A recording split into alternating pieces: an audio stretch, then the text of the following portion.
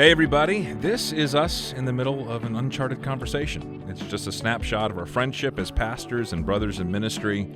Fair warning, while there are some serious moments, this is us just having a little bit of fun. Hope you enjoy. Can I taste that? Yeah, that's good. Now it's 20 calories, so it's 20 calories more than a LaCroix, but... It's called Liquid Death, Bury It Alive. It's just all this is like, all marketing. harsh, It's just a whole can of marketing. like bold language, and then all it is seltzer. It's the Mark Driscoll of waters. Wow. No, it's the afflicted of waters. The tap out shirt of waters. Straight up into Not the bad. Right? Not bad. It's a little bit stronger than a It is. LaCroix. Well, or LaCroix or is an like... AHA. Have you guys had AHA? I've never heard of AHA. I've had the the bubbly. Yeah, bubbly. Is that Water, not champagne. Is that what it's called? AHA, yes. Was LaCroix the first? They were the biggest. They were the biggest. Here's what I've heard, and this could be, you might have to fact check me, but LaCroix has been around for several years. Hey, Tommy, can you fact check that? Go ahead. Snopes. The company started in New York, and they got a bunch of influencers to like just take pictures of them with LaCroix, and suddenly on Instagram blew up completely. Oh, really? Is that how it happened? Yeah. Brilliant. Gross. Well, it happened. I do Aldi's version, which is called Aldi water. Aldi's. What's the appeal? Like you're thirsty. You want water. You don't drink sparkling water? I will. I don't like, I could really go for a sparkling water right now. Look, Water's water. If I could choose for the rest of my life, I would love water delivered to me in carbonation. Same. I don't understand that. Same. I would never drink flat water again if I didn't have to. Move to Europe. Yep. Why? I like it. No, but It makes me feel fancy. I feel like a fancy boy when I drink sparkling. you can't answer that question. It doesn't taste any different. I like the feel. Yeah, I like the it's a feel mouthfeel. thing. It's the viscosity. Sensory stuff, I guess. I don't know. Are you saying I have sensory issues? I am not saying that. Liquid death. Liquid death. Now we want to talk about liquid redemption. Aaron, would you tell us more about liquid justification? Where did you buy that? Circle K. The one down here at the hill? Have you ever had the hot dog down there? Someone was telling me that it's actually really good. And I'm just scared. I'm scared to try it. You know what I'm a fan of? The hot dog at Home Depot out in front. Yes. That guy. And he loves both Jesus. of them, right? Who are you talking about? So in front of Home Depot, there's a hot dog stand, and the guy just blasts Christian music. It has like bumper stickers all over his thing. It's a good hot dog, huh? It's But great. you know, from a neighboring standpoint, Ryan, we would encourage our members to pursue hot dogs at those who don't know Jesus as a way to be proximate. Well, maybe that's what this guy's doing. He's interacting with unbelieving people and giving them hot dogs. Let me ask you a question. Costco hot dog, I'm a fan. Well, I want to compare it, though, to you were recently at a Dodger game. Dodger Nothing dog. can beat Farmer John's. Yeah, that's like a California thing, so I'm still new to the game on that. Hello, over here. Like I just gave you something to interact No, with. I'm coming. And you just Farmer I'm John. coming back to that. Well, all right? Farmer John was the traditional Dodger dog. What do you mean was? Why'd they stop it? I don't know. Prices. I'll bet. Nah. Farmer Well- John's is tied up in Long Beach in a crate. But here's something that the Dodgers do now is you could do the regular Dodger dog, the jumbo Dodger dog, or you could get like the big Bratwurst. Bratwurst. Last time I got the bacon wrapped Dodger dog with mayonnaise, like it was a Doyer dog kind of. It was really good. Okay, so compare that to Costco. I mean, this was better because it was kind of gourmet, but Costco's just consistent, and it's $1.50. Yeah. It's the best deal in America, right? Jared, I've said this many times. I don't think back east I remember you talking about hot dogs as much as you do out here. Is that true? I'm not saying you didn't love them. It was a growing passion for sure. I think what has exacerbated it is the absence of a good hot dog out here. Because in North Carolina, it was everywhere. Like there were 6 good, That is true. really good hot dog places in the town I lived in. That is true. One right around the corner. Now, we've done Doghouse together. Doghouse is, You guys is decent. remember that? That was 2 years ago. Almost exactly. Wait a minute. The place in your Habit? No. Remember Truck Buddies? Yeah, We went down to IKEA. Yes. We yes. had Doghouse. Yes. That was a fantastic it's a good dog. It was not It's a bad. good It was dog. not bad. There's no Doghouse out here, right? No, but what was the hot dog place near the Habit that closed down? Yeah, they closed that place. That place. Some play on words with hot dog. Probably. I was always yeah. I don't think it was bad. I didn't think it was bad. It wasn't great, but it wasn't bad. Okay. Went there one time, had one hot dog. There was 14 hot dogs on the menu. So maybe there was They got the Carolina dog wrong. I'll tell you that. But you know what Doghouse does? Carolina dog. They do the Hawaiian the Hawaiian bread. Genius. And they toast it. Brilliant. So you get the crunch. Oh, buddy. What sets apart a Carolina dog? Their slaw wasn't right, and their chili wasn't right. Look at you sitting over there wrong. piously judging. It was wrong, Aaron. Self-righteous. In a world of black and white and truth and error, it was wrong. This is never... We're going to get like 100 people who said, you know what? I thought Magnify was something different. Thanks so much. We're going to leave the done. church now. Thanks. Hey, guys, let me ask you this. What are 3 takeaways from what you're reading right now? Oh, let's not do that right now. Because here's what's sad. I either have like 18 takeaways that I'm still trying to process through, or I have nothing. There's never 2 or 3 succinct, like, oh, here are my... I don't read that way. No, it's a monologue. I can give you a monologue. Yeah. We could talk about this later, but I noticed a new book at my door this week, and it was Telling a Better Story. Yes, by Joshua Chartraw. Yeah. Phenomenal. Great book. Such a good book. So thank you for influencing Joe to buy that for all of us. Yes, I'm very glad Joe bought that for us. He introduced that to me before England. Mm-hmm. I read it in one day. As you do. You'll like pound a book in a day like nobody. Took the book with me to England on the airplane, read it again, and then I kept talking about it like to everyone who went on that church history tour. It's a good book. And yeah. Corollary is Rich. I think you say his name as Gansel. It's hard to say. I think he's down at Biola, and he has one called Our Deepest Desires, which is really good. Really, really good. Did you ever read the J.K. Smith, You Are What You Love? I haven't. I've not read it. That's Matt Dixon gave it to me, and I still haven't read it. That's a good book. I just read his How to Not Be Secular, which was amazing. Wow, he's a good thinker. Amazing. And therefore, writer. Ryan, it looks like the liquid death is giving you some problems. A little bit of heartburn already? Yeah, you know. Liquid It hurts heartburn so death? good. It hurts so good. Does it give you energy? Does it have caffeine? Oh, yeah. Does No, it have no. taurine or whatever? No, it's just 20 calories of flavor. I just don't understand it. So 3 grams of sugar and some calcium. How long? You've been here 8 years. How long you been here? 8 years. In May. You all came in the same year? Yeah, you came 3 months before me? Yep. I didn't know it was that close. It was August. But it's like blended in my head because you were still around. Yeah. You were at Grace, Yeah. Yeah. but you didn't start until... And you started incrementally, right? I did. Yeah. So it was part-time for a bit. Right. With just youth ministry? Music for students? Yeah. While easing into orchestra. So I was playing bass with them. Hey, everybody, we're here with Ryan Fogelsong and Aaron Miller for a special episode of Magnify. I just want to make sure we identify voices.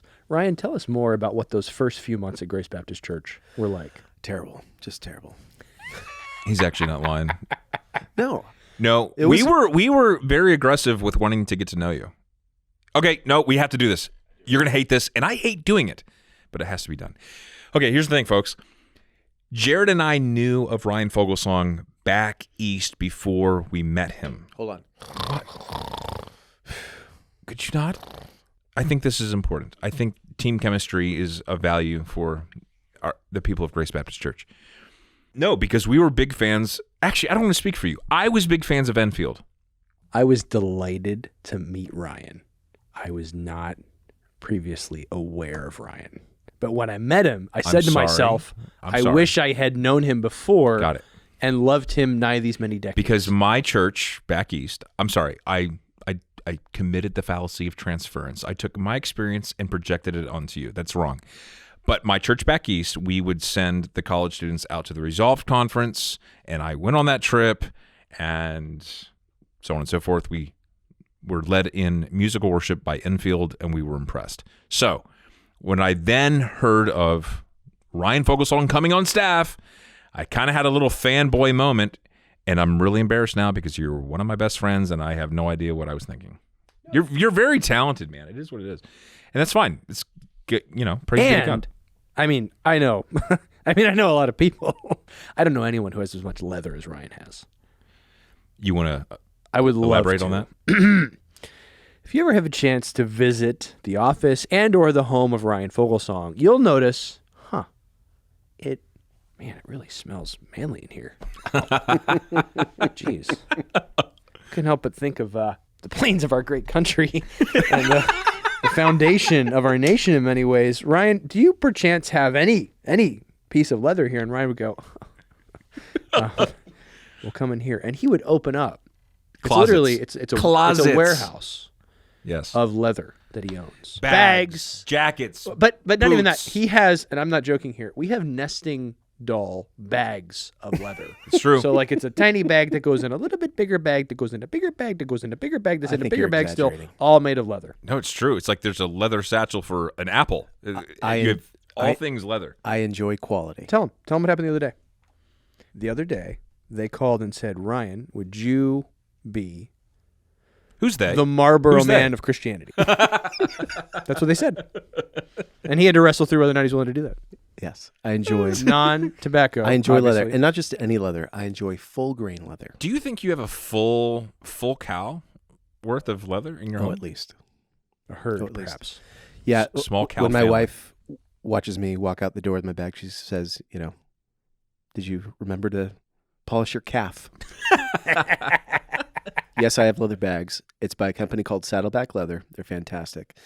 Every bag Is it has. Saddleback Leather /Ryan? Dude, you're talking as if they're paying you something for saying Well, this. they should. Every bag, every item that they have has a 100-year warranty. Mm-hmm. So there's no breakable parts on their bag. Everything's a buckle. There's no zippers at all. So there's a slim chance that something's going to break or rip or whatever. But if it does, you send it in and they'll repair it or they'll give you a free bag. Jared, do you collect anything?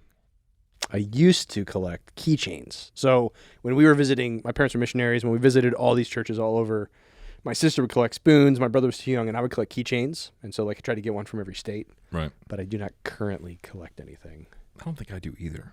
I mean, I have lots of other than things like I I have collect lots good, of good books. memories. I collect good memories, Aaron. Oh, way to go. And friends. People. When my brother gets here, we should ask him about his Star Wars character Oh collection. yeah, that's 'Cause impressive. It is. Wait, what? Oh, yeah. You don't know about this? So my brother Let's collected the, also ask him what he eats. No, I do remember this. the little Kenner action figures. from Didn't he Star have Wars. It was an Instagram of them all He on the did. table? Yes. And those are just the ones that he's opened. He has boxes of like unopened that I'm sure are going to be worth something. Okay, someday. so what's the plan here? Like, just is he gonna? Retire at 45, cash in on Star Wars. there you go. Obviously. I mean, because if he wanted to preserve them, he should have never opened them. Well, he opened them to play with them, but as soon as the prequel started coming out, he doesn't have any of those opened. They're all still in their box. In fact, he lined his walls with them. So Just like boxes of Jar Jar Binks then? yeah, yeah. Did you, as a kid, collect anything like that? Not really. Also, though, you were pretty like your migration out of sports and into music. Yeah, That became your thing. it did. It did. That was in high school. Jared, have you heard about that? Like how he stopped playing football? He was like senior year, right? No, I haven't heard this. Yeah, story. junior year. Man, I played sports all the way growing up, and we did like karate and soccer and baseball and archery and all that stuff. Played football in high school up until I found a guitar in my grandpa's attic. Seriously? Yeah. So So I get never heard this. this story. So get this. Antique Roadshow was really popular at the time, and my parents would watch that show. Would watch it as a family. As it should be. My gosh. And then someone said, your dad has an attic full of stuff that's never been opened. So we spent a whole summer and we'd go up in the attic every weekend and we would just find stuff. That's right? awesome. Okay, so you found the guitar. Yeah, we found a guitar, found an old like 1920 shotgun, we found a violin, and the guitar was in perfect condition except for a cracked neck. So I got the neck repaired and I taught myself guitar in the summer. But like after that, it was all music. But back up. There was no YouTube when that No. happened. Mm-mm. So what do you mean you taught yourself guitar? So tabs were still a thing. Okay. So tablature is a way of reading music, but it's very simple. So it doesn't get into notation at all. So you would listen to Stephen Curtis Chapman and then try to recreate what you heard? Well, tab on the internet, and then my neighbor had a bunch of like guitar magazines. So he just gave me a whole stack, and that's how I learned. That's amazing. Yeah, because YouTube wasn't a thing. So you started Back with then. just acoustic and then moved to bass? Yeah, and I only got into bass because when I was here at Grace Baptist in high school, the youth band didn't have a bass player. They had drummer, singer, guitarist. And so I'm like, I want to get involved. I guess I'll learn the bass. So why did that necessitate you quitting sports? Just passions changed. Got it. Yeah. I mean, I was obsessed with music. And I mean, as a kid, I was really into Legos and taking apart toys to figure out how they worked. I took that same curiosity into music. And so when I went away to college, I'm like, I want to find out how music worked. So composition became my major. And you're proficient now in how many instruments? Harp. I mean, Harpsichord. I'd say guitar, bass, and piano. You're being modest. Being modest. I understand, and I could speak to the other instruments, but I can't play them. You can't play drums. I could play rock beat A.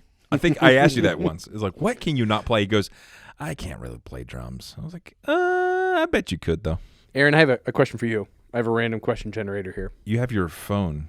Random question generator. Okay. Has there ever been a point in your life when you found yourself at the White House for a press briefing during a national emergency? Is that true? Show it to me. Is that what that phone No, says? I just made it up. I've never been in the White House during a press conference during a national crisis. Tell us about when you were in the White House. I have been in the White House many a new times. one. Have you ever worn a sweater from the 90s in the White House? I have. I have. I thought you might have. There's pictures in the Oval Office wearing a sweater that should have been burned. You've been in the Oval Office how many times? Twice. White House 14 times. It's like a Cosby sweater, yeah? Oh, yeah. Yeah, can we say that name on this podcast? I don't think we can say that name. I mean, there was the show. We know of Jell-O. Oh, yabba dabba doo.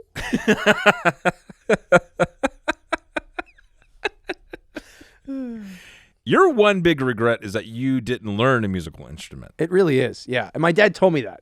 So I hated piano lessons. I hated guitar lessons. I was in both. And he said, my biggest regret is that I didn't stick with piano lessons. I would have loved to be able to play a musical instrument now as an adult. And I was like, sure, yeah, great. I'm never going to be an adult, so I don't care about that. And now, yeah, I definitely wish I would have. Okay. So I just told my son this story because he's in piano lessons now and is struggling. I want to pivot. Random question. I honestly don't think I've ever asked you guys this. If God had not called you into ministry, you would fill in the blank. Be a journalist. You would, Ryan. Be a touring bass player. Dude, I definitely would get into journalism. I would love to be a news anchor. Yeah. Yeah, or print. I would love print. Ellen, did you want to read that text? Or? Ellen Berthium. Do you have contact info for... Ooh, I do. I don't even know who that is. Wasn't he on that 70s show? I'm not sure of the spelling, but I can't find him in Have him text me. Did we just want to go ahead and read our emails and texts now? Journalism? Yeah. But like in my mind, there's like a Hollywood version of that where like, I'm a wartime correspondent or I'm like, in the middle of a crisis somewhere and I'm on camera and I'm getting the gritty details of a story. I'm wearing a rumpled suit coat. I've had 15 cups of coffee and I'm meeting somebody in a parking garage for a source. And you're not sure if you're going to get out of that alive. Wait, going back to your hypothetical, what would you do outside of music? Oh, outside of music. Goodness. I don't know. Be a Twitch game streamer? Yep. Wait. Yep. Okay. I'm not that old, but what is that? So people like to watch other people play video games. Oh, dude. I mean, maybe poet. Makes no money, though. I enjoy Let's writing press songs. into that, Ryan. How many songs have you written? Many. A lot of them aren't completed. A lot of them are just thoughts. How many songs are out there that you have written? Including arrangements? Maybe. I guess I have to include that, right? Maybe 40. And you've like jumped in on some ones that like everybody knows, like All I Have Is Christ, right? Like you've written portions of that or arranged portions of that. I've helped arrange those. I think of like accomplishments like that. Or you take it to a different stratosphere. You talk about like the Oggs. Hey, what did you do with your life? Oh, I translated the Bible into a language that didn't previously have the Bible. Right. I mean, I lost 20 pounds in about 4 weeks. And I would say like my current writing success. worship songs for the church, translating the scriptures, 20 pounds. That's all I got, bud. Kind of all there. Do you think anyone really wants to listen to this? I don't know. If you called it a bonus episode, That's all you there's do. no expectation. We're calling it a bonus episode. What's the topic? There is no topic. We're just three pastors singing our song. DC Talk. Man. Just released another song. You told me that. They were the first record that I ever bought. It was free at last. And it was a tape. It was a tape from Family Christian bookstores. Do you remember how simple the world was when there was Newsboys and DC Talk? They were kind of like rivals, and they all knelt kinda before the oriented. throne of Michael W. Smith. And Yeah. He was the prince of and we were like CCM. all like, I am a Jesus freak. Yeah, that's right. Yeah, I am. And we thought that was like persecution. Yep. Like, Well, they had a shirt. Didn't they have a shirt that like On that Martyrs, talked about yeah. like I'm persecuted? Yeah. a book on martyrs great called record. The Original Jesus Freaks. That's right. So, well, Well, let's talk about youth culture in the 90s, which we grew up in. honestly, I don't have a lot of good things to say. Well, I'm not saying to God be fair, I didn't. wasn't looking for any good things. Okay. I mean, there were good things. Like consumerism in the church was at an all-time high. I'm not saying that was true of every church, obviously. There were branches within evangelicalism that didn't ring true. But I was, I think, kind of influenced by a consumerism mindset. And so youth group was a highlight in my life because there were girls there, not because I was interested in anything the Lord was doing. Yeah, so that just got into everything. So I just go based on preferences, and I would attend different events based on preferences, and that was encouraged, and I was checking the boxes for mom and dad to go to church, and it was all about the Christian bubble, the Christian music, the Christian conferences, or like youth conferences. And yeah, I don't know. It was all True Love about Waits cards. all of that, man. Yeah, I say it jokingly. There was a lot of good stuff. I mean, for me in the early 2000s, youth group and camp is what God used to call me into ministry in a very incipient way. But I think there was just this weird duality of like trying to recreate secular culture with the veneer of Christianity that, I don't know, it didn't work. Like it wasn't actually good art. I didn't feel like I started walking in the life of Christ until after my freshman year of college. Not after, or maybe during my freshman year of college. It was during the end of my junior year, start of my senior year that I did. Yeah. That's when it was for me. We were all three of us raised in the church. Yeah. And if you were to ask us at the age of, say, 14, 15, 16, are you guys Christ followers? We would have said yes. 100%. Oh, yeah. Yep. Do you think you were at that time, though? No. No. No, I don't think so either. I don't think No, so. I mean, I was leading our youth group in Mexico, probably as an unbeliever. But I got really good at the trappings of religion. And so the trappings of religion kind of obscured the fact that the substance wasn't really there. So for me, my calling into the life of Christ, my salvation, kind of corresponded simultaneously with a call to ministry. Around the time. It was around the same time. What about you? I mean, I don't know. I mean, growing up in church, it's hard to know when the moment of salvation happened. There's a time I remember that I've kind of ascribed as my salvation moment. I was reading in Ephesians and just remember being struck by, in my head, I think I'd had a transactional relationship with God where like I could do my sin stuff as a duplicitous Christian and then I could do my church stuff and they kind of absolved each other. I wouldn't have framed it into those terms, but I think that's how I felt. And I remember reading in Ephesians and just thinking if God was the one who had chosen me and pursued me, then there wasn't this transaction. I wasn't doing him favors by doing Christian stuff. He had come to save me. And so just being overwhelmed by I should live differently if this is true. And that was a time when things actually changed. So it wasn't like, the angels weren't singing and the sun didn't shine in my window in a conspicuous way. But that's when I started actually living Christianly, I think. who was a big influence on that? My dad was. I had our coworker in Mexico, Bob Metz. When he came down, he had been a youth pastor in Pennsylvania, and he said, "I want to start meeting with you just for discipleship." And I didn't know what that meant. I was like, "Okay, whatever." I got tacos out of the thing, but he just began investing in me and kind of pushing at that of, if you say you're a Christian, why do you live this way? Yeah. And kind of just highlighting the duplicitousness. And then it was in my last year of high school when it just kind of clicked. I remember working kind of one of those garbage high school jobs that nobody likes. And just thinking like, obviously knowing this was not a great job, but I could proceed in my career and I could make money, but just always thinking of, man, I really miss what we got to do in Mexico. And then getting to be involved in my youth group in the States and getting to teach a little bit and really enjoying that and getting to disciple and thinking I could actually do this. Like I could spend my life getting to disciple people and teaching God's word. It had never, as weird as it sounds, it never really occurred to me to do that. I'd always push back on that because my dad was a pastor. I never wanted to do that, but it was when the lights kicked on. It was like, I could actually do this with my life. There was, for me, the whole call to ministry and salvation and everything clicking. It happened freshman year with John Piper. He was asked to come and deliver at Southeastern College of Wake Forest the Desiring God lectures. And it was preaching, but it wasn't. It was a lecture. And I sat near the front, and imputation of Christ's righteousness suddenly just like it all snapped together. And then from there, it was like a series of concentric circles, right? So you see like the righteousness of Christ that's imputed to me, and then I'm justified, and that creates kind of the cell or the central organizing principle of the gospel, and then the gospel is then the central organizing principle of all of life, and Christ has invited me into that. And that was all new verbiage, all new ways of thinking compared to the 90s when it was all about kind of religious sensibilities and feelings and versions of legalism. And when you get around to it, why don't you go ahead and try to invite Jesus into that situation based on, my whims and my desires, not God's. I'm curious about you, Rye, because I know you guys you almost got signed or got signed. Like you were part of bands that were making it. What was it that pulled you away from pursuing that towards the church? Yeah, it's interesting because you talk about things happening simultaneously. And for me, it's really when I started to have a passion for music